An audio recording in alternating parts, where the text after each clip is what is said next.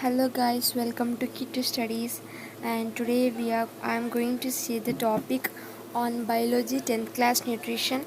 Already the part 1 is over and this is the part 2, and let me see the activity 1, presence of starch. So first of all, take a leaf from a plant that should be very soft and thin leaves, and it should be well exposed to sunlight, and arrange that apparatus shown in the figure 2a, and take methyl spirit in test tube and put the leaf in it. So that is a leaf which and there is a beaker,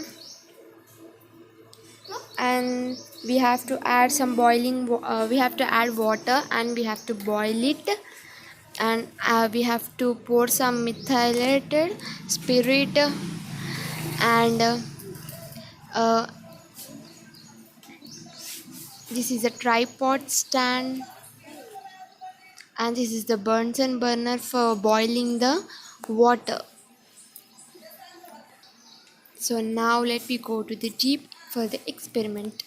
And first boil the leaf in water, then transfer this leaf into a test tube containing methyl spirit and boil this tube in water bath. Chlorophyll dissolves in spirit and leaf becomes pale due to removal of chlorophyll. And take a leaf carefully from test tube by using a brush, and spread the leaf in a petri dish and add few drops of iodine solution on it. So what do you notice here? What do you see here? And this is the iodine test, petri dish and a leaf iodine solution. This is the iodine test. Okay, this is the experiment. And next, factors means materials. Factors essential for the process of photosynthesis. So what are the materials that you think would be essential for the synthesis of carbohydrates in the process of photosynthesis? It took scientists over 300 years to find out about them, and that we know about several materials involved in the process still.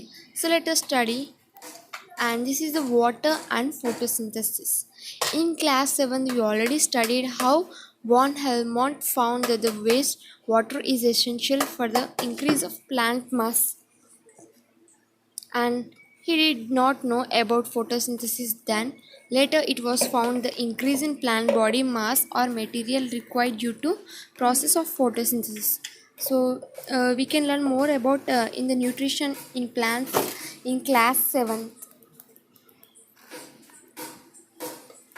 and how the water is essential for photosynthesis. Now, air and photosynthesis. Let us discuss an experiment on photosynthesis. This one helps us to find out about the role of air in the process of photosynthesis.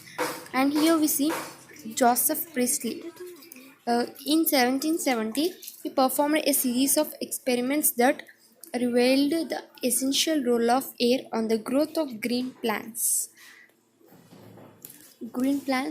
Photosynthesis was still known to scientists at the time. You may recall oxygen was discovered by Priestley in 1774. The name oxygen was coined later by Lavoisier in the year 1775. So the Priestley observed that a candle burning in a closed bell jar soon gets extinguished.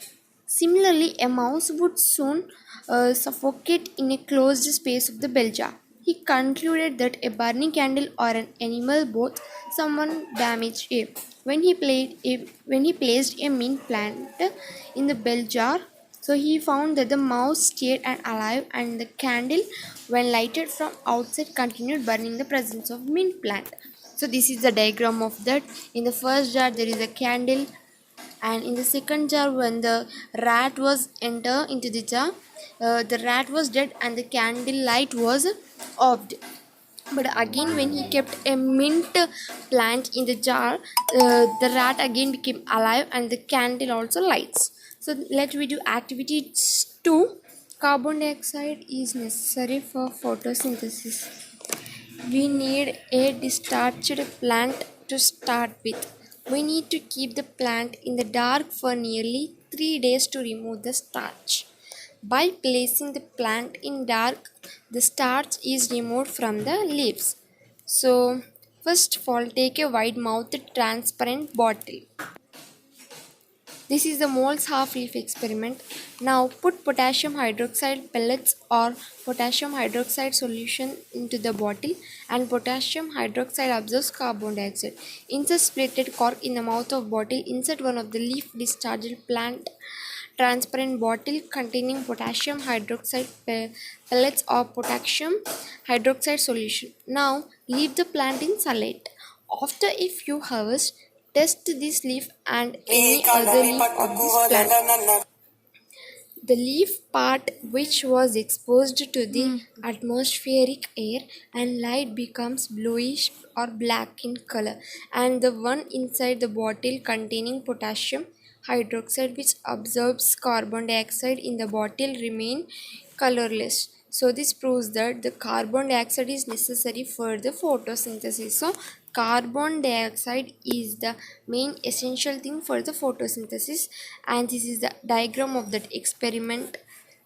That is a split cork and potted plant's leaf, and it turns to again the dark blue color.